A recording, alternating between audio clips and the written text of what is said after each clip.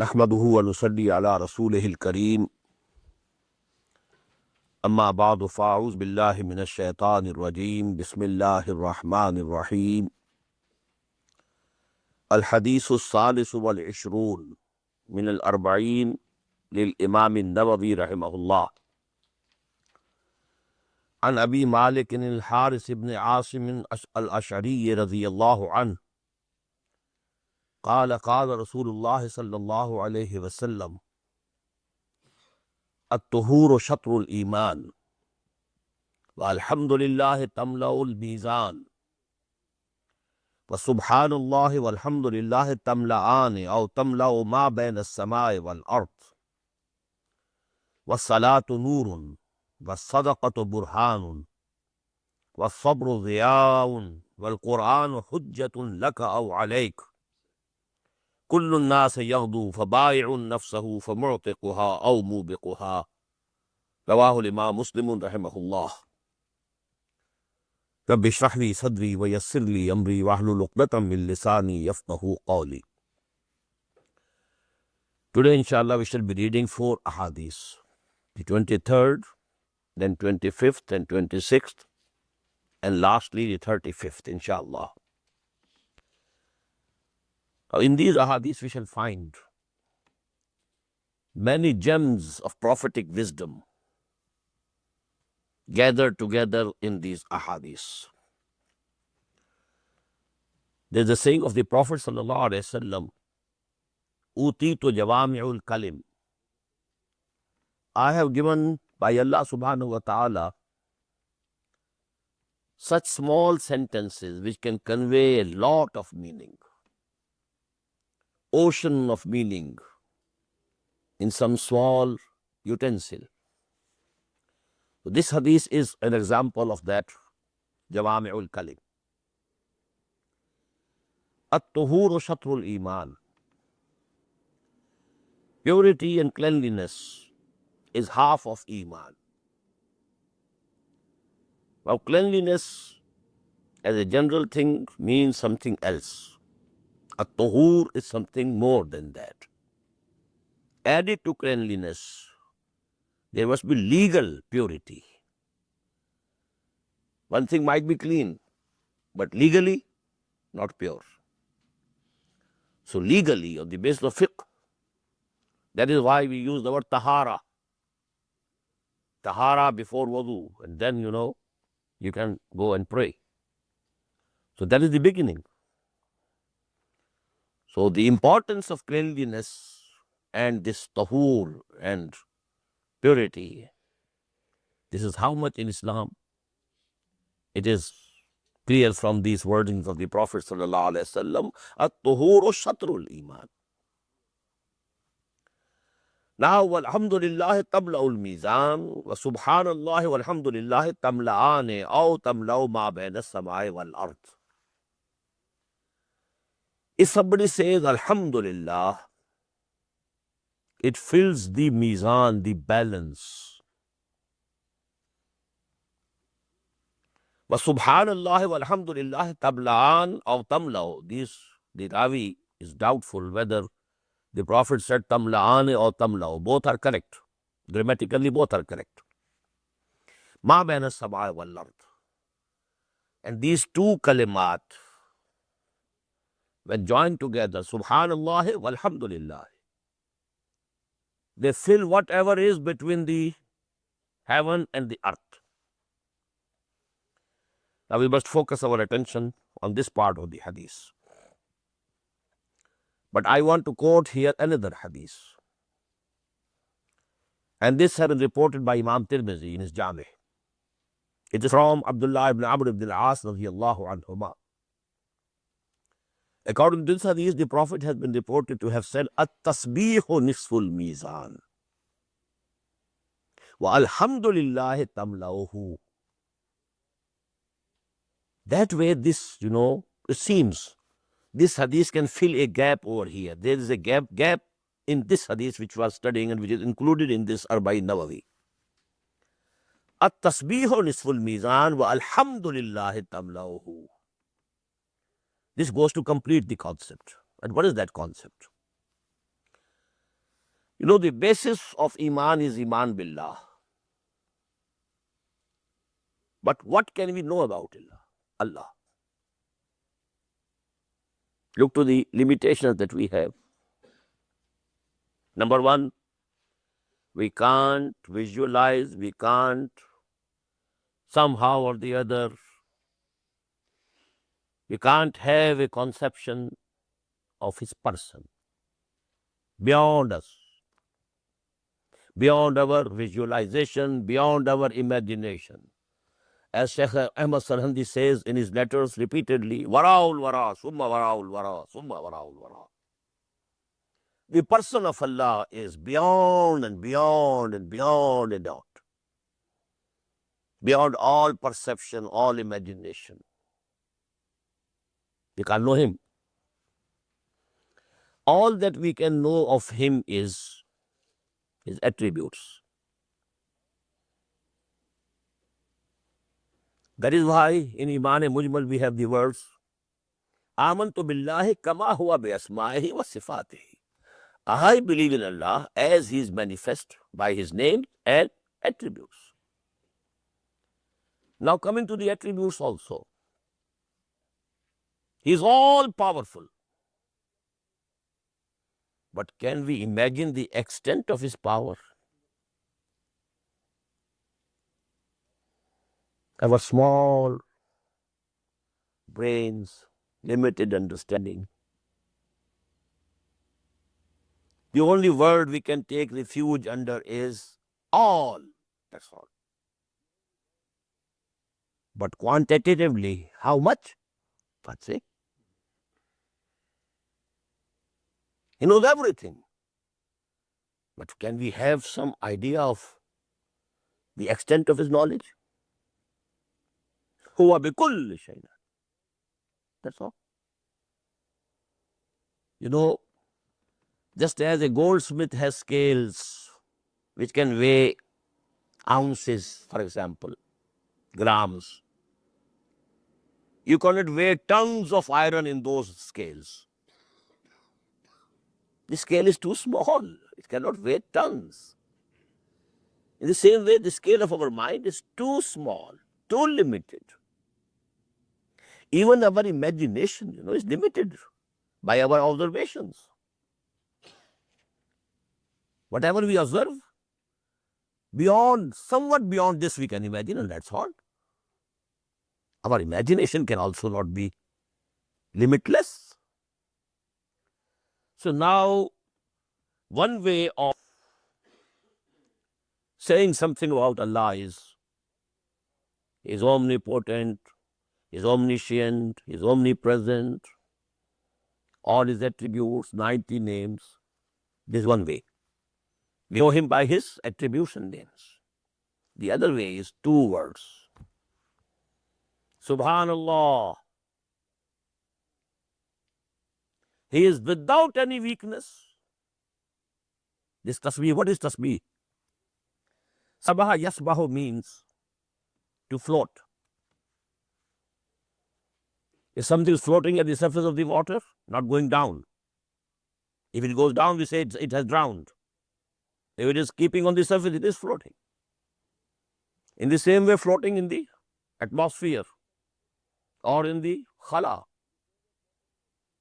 All these things, ajram falki, they are all floating. Kullun fi falakin yasbahun. All are floating. Now, sabaha yasbahu, to float, to keep afloat yourself. Sabbaha yusabbihu, to keep something else afloat. Keep it floating, not let it go down. Now Allah, don't attribute anything to Him which is taking Him down His right position. He is pure of all weaknesses.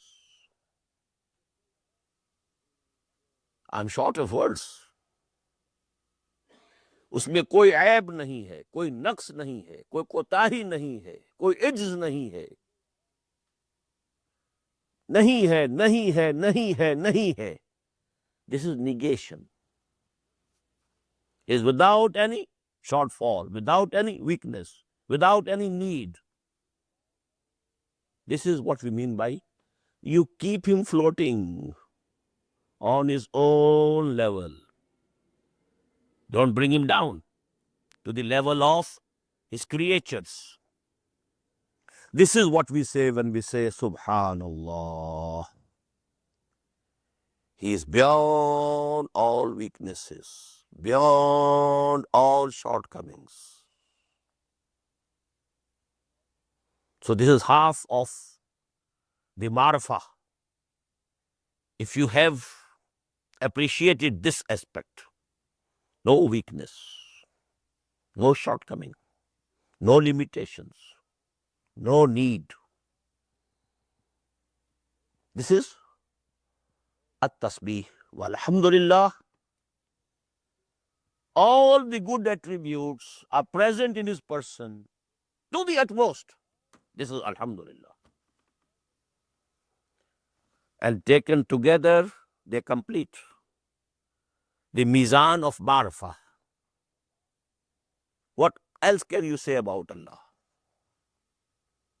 Subhanallah, your half gnosis is complete. Alhamdulillah, total marifah is complete. At-tasbihu nisful mizan, walhamdulillahi tamlauhu. And when these two are joined together, wa subhanallahi walhamdulillahi tamla'an ma bayna as-samai wal ard.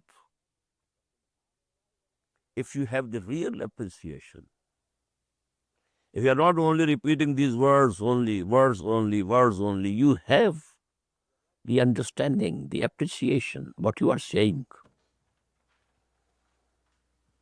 وہ ہر عیب سے پاک ہے, ہر نقص سے پاک ہے, ہر احتیاج سے مبرہ ہے. اس میں تمام صفات کمال بتمام و کمال موجود ہے. All said and done. Nothing else you can say. All the attributes. Life is a higher value. He is Al-Hayy. Ilm is a value. بكل شيء عليم. Power, authority, قدرة, a value. على كل شيء قدير. And all these taken together, Alhamdulillah. All the good attributes are present in him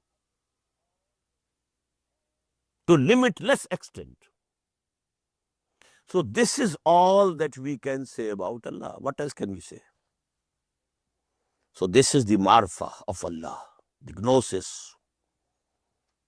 Only this much you can say. At-tasbih nisful mizan. Walhamdulillah tamlau. That is why you know the last hadith of Sahih al-Bukhari. Very beautiful. Kalimatane, habibatane ila rahmane, khafifatane ala lisane, saqilatane fil mizane, subhanallah wa bihamdihi, subhanallah. There are two kalimat, two sentences, very dear to Allah subhanahu wa ta'ala, very light on the tongue. You don't have to exert much to say these words. خفيفتان على اللسان ثقيلتان في الميزان. And in the balance of the deeds, they carry much weight. حبيبتان إلى الرحمن. And they are very, very, very dear to Allah subhanahu wa ta'ala. Subhanallah wa bihamdihi, subhanallah al-azim. So, tuhur shatrul iman wa alhamdulillah tamla'ul mizan wa subhanallah wa alhamdulillah tamla'an aw tamla'u ma bayna samai wal ard. Now these jawami'ul kalim starting. Was salatu nurun. This prayer is a light. What type of light? Not the light of a candle or of a bulb or something else. It's the inner light. Basira. And as I told you in the lecture after Salatul Maghrib, our arwah are from light. That is why Ruh Muhammadi is called Noor Muhammadi. The hadith, which although is not very authentic, according to the Muhaddiseen, there is some technical weakness. They don't accept it. But it is accepted universally by all the Mufassirin,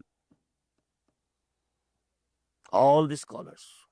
Technically not very sound. أَوَّلُ مَا خَلَقَ اللَّهُ نُورِي.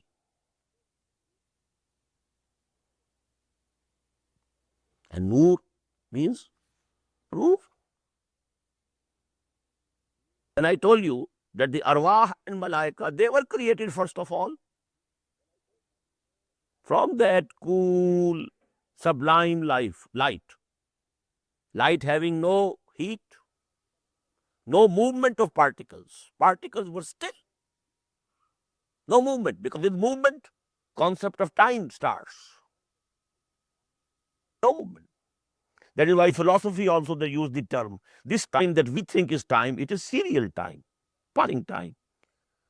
This is past and present and future, passing time. And there is a concept of absolute time or pure duration. Dahr. Dahr is pure duration. And Asr is the passing time. Wal Asr. Innal insana lafi khusr. And we have another surah with Dahr. هل أتى على الإنسان حين من الدهر لم يكن شيئا مذكورا. So actually, that inner light that we have, and I've been telling that, even the Western philosophers and writers, they talk of something, divine spark within man. There is something. ہے نور تجلی بھی اسی خاک میں پنہا، غافل تو درا صاحب ادراک نہیں ہے، نقطۂ نوری کے نام وہ خودی، زیر خاک معاشرار زندگی. I have not come only from the clay. There is a light within me. Nuqta-e Noori. And what is that Noor? Ruh. This Ruh is not from this clay. Dust thou art, to dust returnest was not spoken of this soul. This body is from the dust, and it will return to the dust. مِنْهَا خَلَقْنَاكُمْ وَفِيهَا نُعِيدُكُمْ وَمِنْهَا نُخْرِجُكُمْ تَارَةً أُخْرَى. But Ruh is not from dust. And this is Noor. And what is Salah? According to Iqbal, that finite ego of mine comes face to face with the infinite ego of Allah.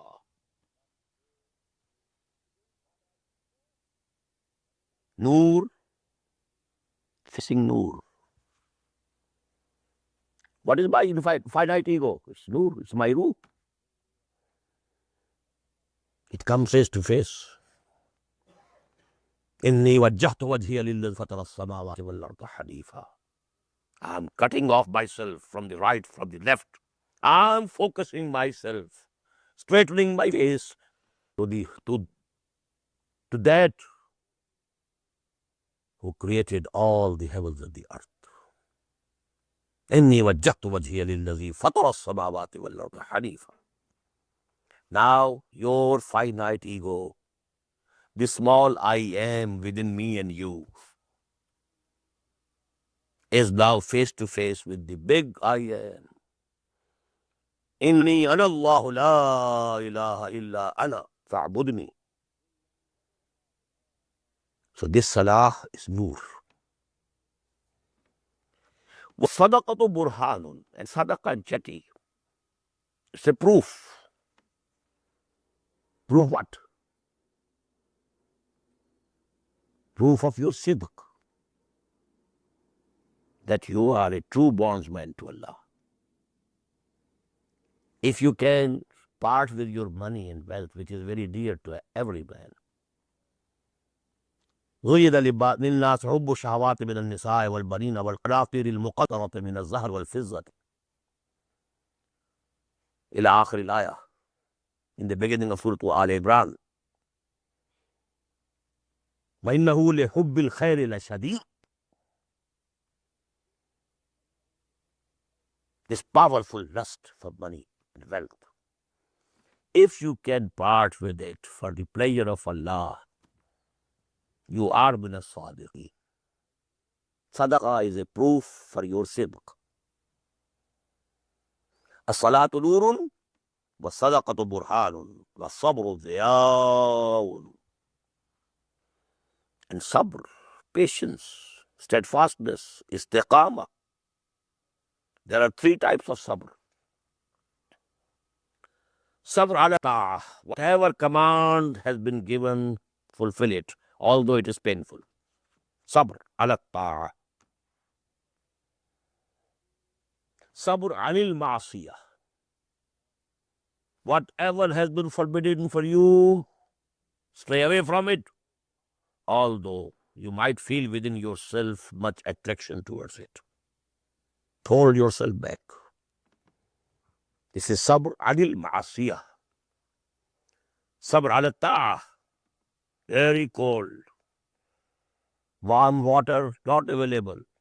It's time for Fajr. You have to make wudu. This is sabr ala ta'ah. Sabr anil ma'asiyah. And the third form of sabr, most difficult. Sabr alal bala. There is some testing from Allah subhanahu wa ta'ala. Tribulations, testings. So 3 times of sabr. And the sabr is there. This is again a sort of light.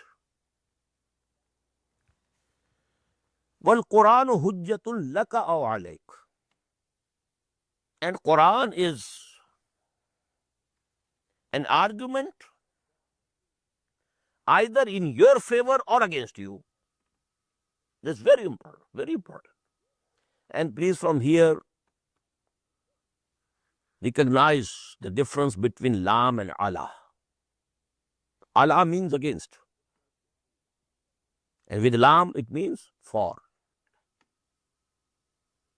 Al-Quran hujjatun laka. Either it is an argument for you in your favor. As we read the hadith in the Jummah congregation last Jummah. As-siyamu wal-Quranu yashfa'ani lil-abd.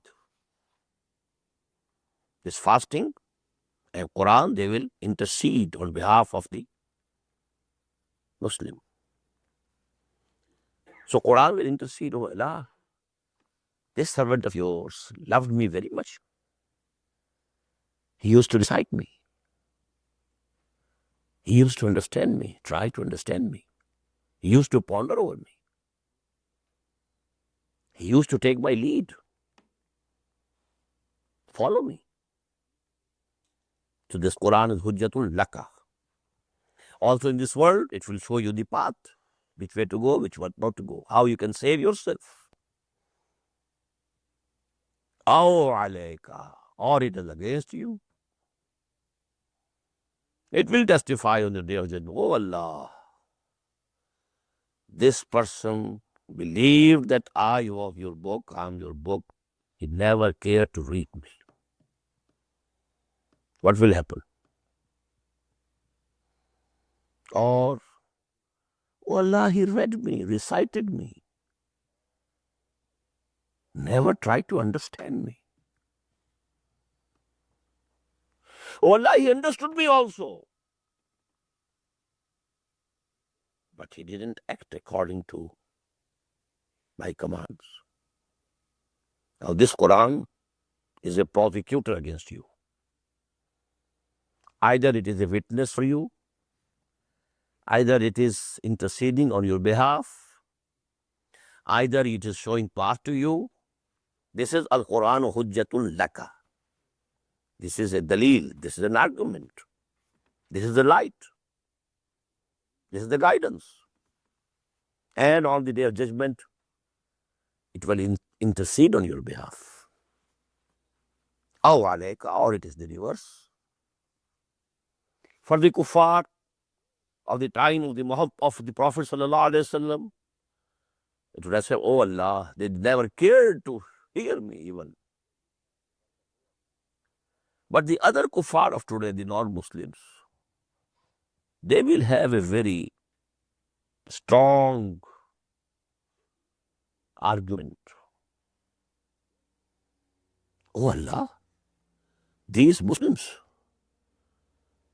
they said they believe in you, in your Quran. They never practiced it. How could we be tempted to read Quran? And whosoever read, he had to say what George Bernard Shaw said. When I read Quran, I feel there can be no book better than this. But when I see Muslims, I feel there is no more wretched a nation, a people than the Muslims. This contrast. They will say, we never had our attention drawn towards your book. Nobody can wait to us. It's wisdom, it's message. But what about we? We believe in it. We honor it. We respect it. We kiss it. We keep it on some high place. Don't read it. For if read, only they cite without understanding. Reading everything for understanding. Reading Quran without understanding. So this will be an hujjah against us. Al-Quranu hujjatun laka aw alayk. And the last very beautiful, very precious gem of wisdom in this hadith. Kullu nasi yaghdu. Every human being starts his day in the morning. What does he do? فَبَايِعٌ نَفْسَهُ. Throughout the day, he keeps selling himself. Ba'yabiyo, to sell. Someone is selling his physical power and muscular strength, working as a laborer to earn a few dollars. He is selling himself, his energy, his muscular strength, his physical power. He's selling it. Somebody else, he has some education and training. He's selling his education and training in some profession, some business. From dawn till the night starts, we are selling ourselves. Everybody is doing it. How beautiful a word, that is used here. Kullu nafsin yaghdu. Kullu nas yaghdu fabayi'un nafsahu. Everybody is selling himself from morning till evening, till night. But now the results are very diagonally opposite. فَمُعْتِقُهَا أَوْ مُوبِقُهَا. Either in the evening when he returns home, he had got some release, some order of release from the fire of hell. Why? Because throughout the day, he did nothing wrong. He didn't tell a lie. He didn't cheat anybody. He was not engaged in anything haram. Whatever he was doing was within the limits of the Sharia. So he has worked. He has sustained that burden of labor.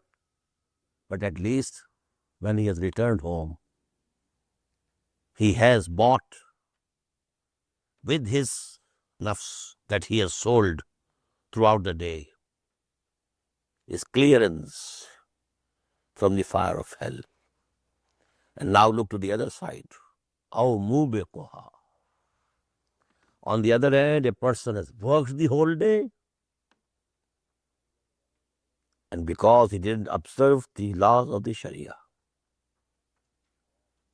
he was indulging in something haram.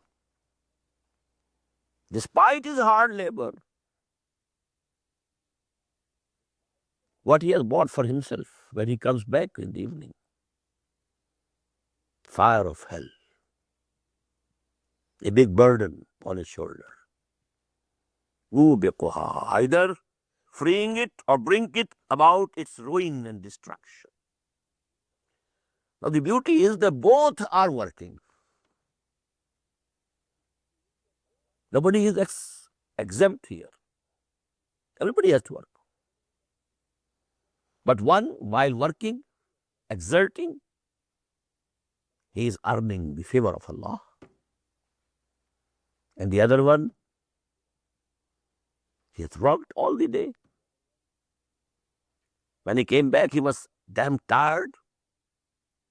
But in addition to this, he has brought the wrath of Allah subhanahu wa ta'ala along with him, returning home. Rawahu Muslimun.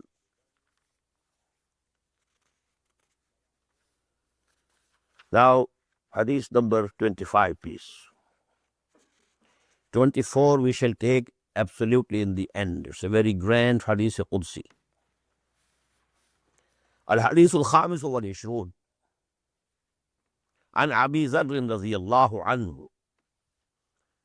This hadith is from Hazrat Abu Dharr رضي الله تعالى عنه. He relates أن ناسا من أصحاب الرسول صلى الله عليه وسلم قالوا للنبي صلى الله عليه وسلم. He relates the incident that some of the companions of the Prophet صلى الله عليه وسلم said to him, Ya Rasulullah, O Messenger of Allah, ذهب أهل الدثور بالأجور. The wealthy and the rich people have taken all the rewards. They are far ahead of us. What do they mean? It will come immediately. Yusalluna kama nusalli. They also pray as we pray. Yasumuna kama nasum. They also keep the fast as we do. Here we are equal. But وَيَتَصَدَّقُونَ بِفُضُولِ أَمْوَالِهِمْ. But they spend their surplus money and wealth in sadaqah. So they have gone ahead of us. Because being poor, because we don't have anything to spend in the way of Allah, because we don't find anything to give in charity. So to say, we are handicapped. To what fault of ours? Why should we linger behind? Now just, first of all, we must think about it. What was their concern? There is an urge in human being to compete, to excel. This is there. Our deen only changes the field of competition. Don't compete with each other in this worldly affairs. Compete with each other in the ajr and sawab and earning the pleasure of Allah. Try to be ahead of others. Why not? Fastabiqul khairat. For virtues. You compete with each other. Run toward it. Who reaches first? So this is a natural urge, but you only shift the field of that competition. Now that is what we find here. Now they thought, if we are praying, they are also praying. They are rich. We are fasting, they are also fasting. And one thing more, I think we should have attention to it. In the Sahaba also, different types were present. As I told you, Fuqaha'i Sahaba, Fuqara'i Sahaba, different temperaments. People who wanted to increase, nawafil. Go on increasing. Standing whole night, all the night long, not sleeping. Keeping fast every day. And this is what happened. Abdullah ibn Amr ibn al-As radiyallahu ta'ala anhuma. This father and son, they were of very diagonally opposite, temperament. Father was a statesman, Amr ibn al-As, a warrior, a conqueror, one of the topmost statesmen that Arab has produced. And governor of Egypt, this son Abdullah is a very pious person, given to worshipping. And once the Prophet said to him, أَوَلَمْ أُخْبَرْ يَا عَبْدَ اللَّهِ أَوَلَمْ أُخْبَرْ أَنَّكَ تَصُومُ الدَّهْرَ وَتَقُومُ اللَّيْلَ. Have I not been informed that you keep standing all the night? And you keep fasting every day? He wouldn't tell a lie. He said, Bala ya Rasulullah. Yes, it is so. O Messenger of Allah. Now just listen the words. La tafal. Don't do this. فَإِنَّ لِنَفْسِكَ عَلَيْكَ حَقًّا وَإِنَّ لِزَوْجِكَ عَلَيْكَ حَقًّا وَإِنَّ لِزَوْرِكَ عَلَيْكَ حَقًّا. You have rights over you. Your body has rights over you. Give it rest. إِنَّ لِنَفْسِكَ عَلَيْكَ حَقًّا وَإِنَّ لِزَوْجِكَ عَلَيْكَ حَقًّا. Your wife has right over you. Give her company. So actually, there were different temperaments among Sahaba. And there was some sense, we can see here, that there are haves and have-nots. That was also there. More privileged and the less privileged as regards the worldly possessions and belongings. But in which direction?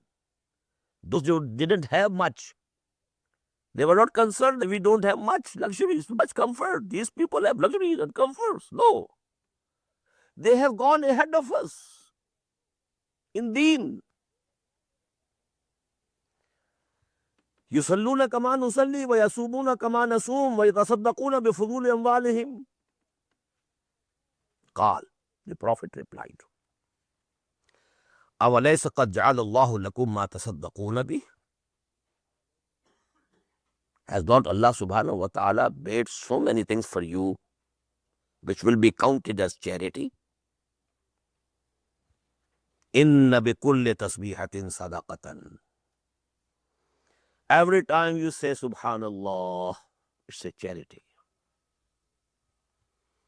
وَكُلَّ تَكْبِيرَةٍ صَدَقَةً.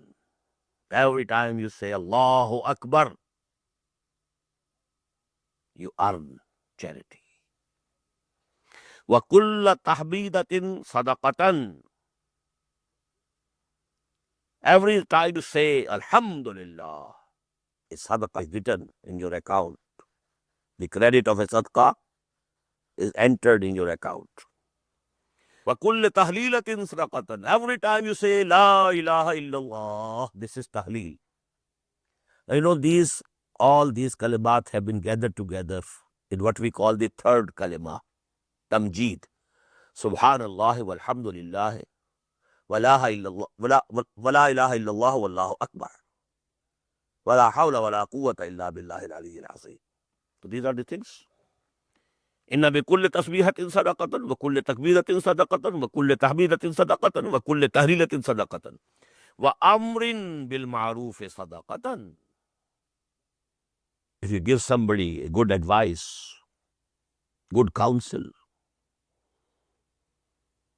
advise him to do something good, it is again a sadaqah. Wa nahyin an munkarin sadaqatan. And forbidding anybody from anything which is wrong, it is again sadaqah. Wa fi buzi ahadikum sadaqah. And when you have an intercourse with your wife, it is also a sadaqah. Now all the other things were intelligible, so to say palatable, except this last thing. قالوا ya Rasulullah, they said, oh Messenger of Allah, ayati ahadullah shahwatahu wa yakunu lahu fiha ajr. If somebody is satisfying his sexual urge, and according to what you say, there will be some reward for him. This is our bodily desire, the lust of our nafs, shahwa. ayati ahadullah shahwatahu wa yakunu lahu fiha ajr. قال أرأيتم لو وضع في حرام لكان عليه وزر. But what they reply, don't you see? If he had satisfied his urge in haram way, would it not have been a sin for him? A burden, a liability? So if he is fulfilling his bodily desire, but through halal means, فَكَذَلِكَ إِذَا وَضَعَ فِي حَلَالِ كَانَ لَهُ أَجْرٌ. So in the same way, if he is doing it through permissible means, there will be ajr for him. Now this concept, it's very important. The whole life of a moment becomes ibadah. Even you are working to earn your livelihood, it's ibadah. If it is within the limits of Sharia, nothing haram you are doing. Even, you are satisfying the basic animal instincts in you, but through halal means, permissible means, it is ibadah. This concept of ibadah, you cannot find anywhere. Only some rituals and rites and some modes of worship and nothing else. Rawahu Muslimun. The very next hadith, Al-Hadith Sadisu wal Ishrun, nearly the same subject as we have already studied. An Abi Hurairah radiyallahu anhu, qala Rasulullah sallallahu alayhi wa sallam. This has been related by Abu Hurairah radiyallahu anhu. He says that the Messenger of Allah said, Kullu sulama minan nasi alayhi sadaqatun. On all the joints of the body of a human being, a sadaqah is wajib. He must give something in charity for the health of every joint. How many joints do you have in your body? Even if one joint, is stuck, now you know that there was a joint here and it was very useful for me. They say the health means that you don't know that you have an eye. When you start feeling that there is an eye, it means it is sick. Something has gone wrong. They're diseased. So all the joints, if they are working, we are not conscious of them, that we have so many joints in our body. So if they are going on healthily, working, then you must give sadaqah for each one of them. The same thing Shaykh Sadi said in a very beautiful way. Every breath that we take, when it goes into the body, it becomes a source of energy. And when it comes out of body, it is cleansing the body of something. Carbon dioxide is coming out. Pas bar har nafas do shukr wajibast. Therefore, every breathing, shukr twice is necessary. When it goes in, it gives you energy. And when it goes out, it is cleansing your blood. Pas bar har nafas do shukr wajibast. You should thank Allah twice. This is this concept. Kullu sulame minan nasi alayhi sadaqah. On every joint there is a sadaqah. Kulla yawmin tatlu fi shams. And this must be paid every day on which the sun rises. Every day a sadaqah must be given. it appears to be very tough. But now it has been made easy. تعدل بين اثنين صدقة. If you decide some matter between two persons justly, it is a sadaqah. Go on counting now sadaqat that you can go and you can give. وتعيد الرجل في دابته فتحمله عليها أو ترفع له عليها متاع صدقة. If you help a fellow human being regarding his horse or camel on which he wants to ride, either you give him support so that he goes on the back, or you just hand over his, some articles to him when he has already sat over the back of the camel or the horse. Is sadaqah. Every service to humanity is sadaqah. وَالْكَلِمَةُ الطَّيِّبَةُ صَدَقَةٌ. Every good word is a sadaqah. Subhanallah is a sadaqah. Alhamdulillah is sadaqah. La ilaha illallah is sadaqah. Allahu Akbar is sadaqah. وَبِكُلِّ خُطْوَةٍ تَمْشِيهَا إِلَى الصَّلَاةِ صَدَقَةٌ. If you are going to the mosque for a prayer, which every step that you are taking is a sadaqah. وَتُمِيتُ الْأَذَى عَنِ الطَّرِيقِ صَدَقَةٌ. If you remove something from the path which can harm somebody, anything which can be harmful for anybody, you remove it. It is also sadaqah. So good manners are sadaqah, public service is sadaqah. All these things are included in sadaqat. So if you are doing all these things, maybe that your account is squared. Against every joint of yours, you are giving some sadaqah. And this is muttafaqun alayh. Rawahu al-Bukhari wa Muslimun rahimahumullah. And the last hadith today is 35th.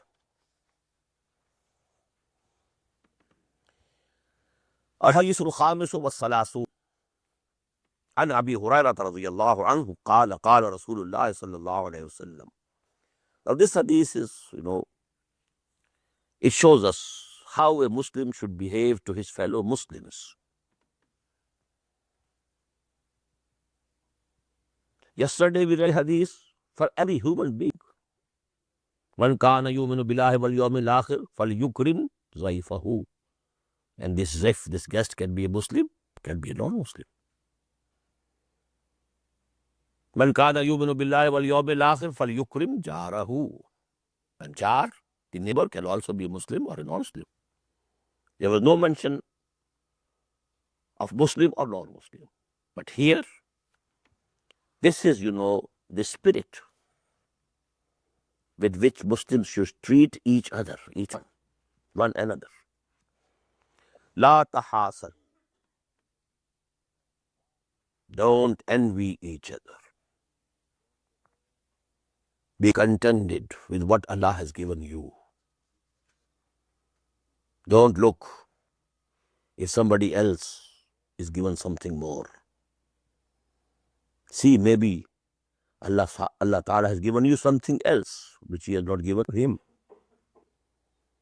But hasad, no.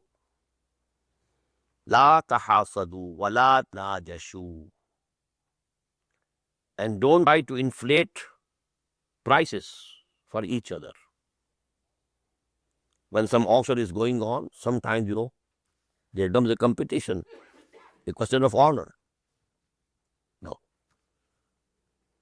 La tanajashu. The prices should not artificially be raised. Wala tabaghadu. Don't hate each other. Wala tadabaru. Don't turn your backs to each other. This is turning your backs dumr. This is when you are not seeing eye to eye with him. If perchance you are together in some place, then you turn your face towards the other direction. Or you turn your back. Don't want to see him, don't want to talk to him. Wala tadabaru. for a fellow Muslim. You shouldn't do it. وَلَا يَبِعْ بَعْضُكُمْ وَلَا بَيْعْ بَعْضٍ. And when there is some, sale agreement going on between two Muslims, don't you interfere that I can sell it to you for less, or I can offer you more price of your commodity. No. And two Muslims are bargaining, let them finish. If the bargain is struck, okay, you go elsewhere. If somehow or the other they have not agreed, then now you can come and give your bid, but not in between there. In the same way, if there is some, negotiation going on for some marriage, for your son, you want the hand of some girl, and the negotiation is still going on. At that time, if you jump in, it's wrong. But if somehow or the other they couldn't agree, it couldn't be finalized, then you can go and try you to have it. But not why this negotiation is going on, whether it is of sale or any other type of negotiation. لا تحاسدوا ولا تناجشوا ولا تباغضوا ولا تدابروا ولا يبيع بعضكم ولا بيع بعض. And now comes, the positive side of it. What should you do? كونوا عباد الله إخوانا. Become all of you servants of Allah and brothers to each other. Two dimensions. Allah your Lord, you become servants, bondsmen to Him. So you are equal. Ikhwana, now adding to this equality, the fraternity. Not only equal, be brothers. Love each other. Al-Muslimu akhul Muslim. Every Muslim is the brother of the other Muslim. This is called akhuwatul Islam. إنما المؤمنون إخوة فاصلحوا بين أخويكم فاتقوا الله لعلكم ترحمون. Surah Al-Hujurat. Al-Muslimu akhul Muslim. Every Muslim is a brother of every other Muslim. La yazlimuhu. He never oppresses him. Wala yakhzuluhu. Nor leave him in the lurch. Leave him without help. When there is need of help, he doesn't go away. Wala yaksibuhu. Doesn't tell a lie to him. Wala yahqiruhu. And doesn't hate him, hold him in contempt. 4 words. Al-Muslimu akhul Muslim. What does it mean? La yazlimuhu, wa la yakhzuluhu, wa la yakzibuhu, wa la yahqiruhu. At-taqwa ha-huna. And now this is, the most important part of this hadith. At-taqwa ha-huna wa yashiru ila sadrihi salasa marrat. 3 times he pointed towards his chest with his hand. At-taqwa ha-huna. At-taqwa ha-huna. At-taqwa ha-huna. Taqwa is here. What is here? Your heart. If the taqwa is in the heart, then you are a muttaqi. Then you will be a muttaqi even when you are alone. فَتَقْوَى اللَّهِ فِي السِّرِّ وَالْعَلَانِيَةِ. When you are in public, everybody is muttaqi. But when you are alone, nobody is seeing you. But if there is taqwa in the heart, this taqwa will be there with you. Even nobody is seeing you. So taqwa, we, or mostly the common people among the Muslims, they have a concept of taqwa. And that all revolves in certain things which are visible. Dress, like Muttaqeen and ulama and Sufiya, they dress themselves in particular way. Appearance. Well, these things are also important. Don't think that they are not important. But this is not the real taqwa. The real taqwa, if it is in the heart, it will permeate the whole character. We read the hadith, I think, night before yesterday. ألا وإن في الجسد مضغة إذا صلحت صلح الجسد كله وإذا فسدت فسد الجسد كله. There's a piece of flesh in the body. If it is healthy, the whole body is healthy. If it is diseased, the whole body is diseased. If there is taqwa, it's the healthy heart. Now this illumination of taqwa and iman and ihsan will come out of the heart and penetrate the whole personality. التقوى ها هنا ويشير إلى صدره 3 مرات. بحسب امرئ من شر أن يحقر أخاه المسلم. It is sufficient for a man to be taken as a bad man if he hates his Muslim brother. Hating. That is sufficient. In the law. With Allah it is sufficient that you yourself are not a good man. It is evil enough for a man to hold his brother Muslim in contempt. كل المسلم على المسلم حرام دمه وماله وعرضه. For every Muslim, 3 things of every other Muslim are haram. His blood. He cannot take his life. His blood is forbidden for him. Haram. وماله, his belongings, his property.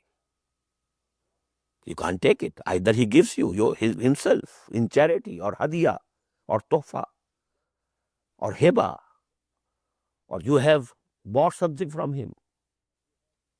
But you can't take it illegally. وَعِرْزُهُ, and his honor, his life, his belongings, property, and his honor of every Muslim should be haram for every other Muslim. You have to guard it, not to spoil it, not to violate it. وَالْحَافِظُونَ لِحُدُودِ اللَّهِ, and this is the last word of the ayah. التائبون العابدون الحامدون السائحون الراكعون الساجدون الآمرون بالمعروف والناهون عن المنكر والحافظون لحدود الله. So this is the basis of Muslim society. سبحانك اللهم وبحمدك نشهد أن لا إله إلا أنت نستغفرك ونتوب إليك.